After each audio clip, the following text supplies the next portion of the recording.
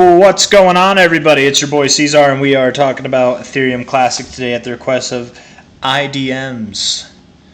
I don't know if that's how you'd pronounce it or not. Maybe it's IDMs. IDMs. Oh, maybe it's IDMs. IDEMZ. We are talking about Ethereum Classic for you.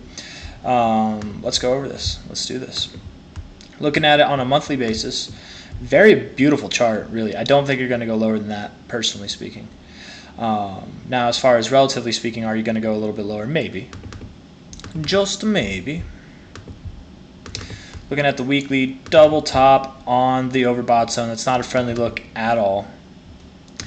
The weekly RSI does look really nice, but could you come lower and be okay? Absolutely, you could. You know, you really could. So, price could drop, but probably just a nominal, a modest amount, I should say.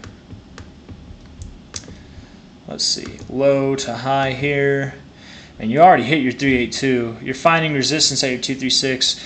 Yeah, you probably go down to about $18 to $17. Best case scenario, 20, 25, something like that. But we're talking about anything from the current price of at least a 20% drop, potentially 27 to 33% of a drop, something like that. So yeah. That's my genuine input for the more immediate terms. Looking at the daily, it's a very neutral RSI. There's not a lot to go off of, but the weekly has me convinced that you're probably going to go lower. I could be wrong.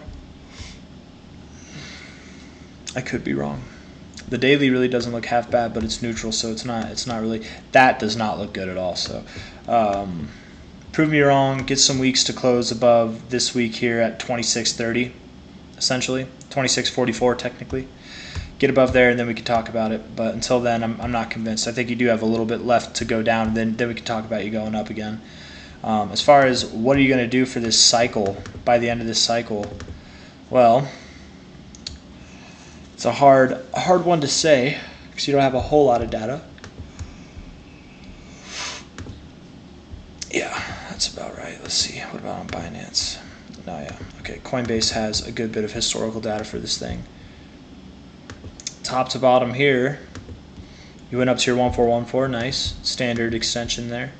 Top to bottom here, you went up to your 2618. Different, you know, it's kind of a smaller fib scale, obviously, so you would see deeper extensions based off of that. Not a whole lot to go off of.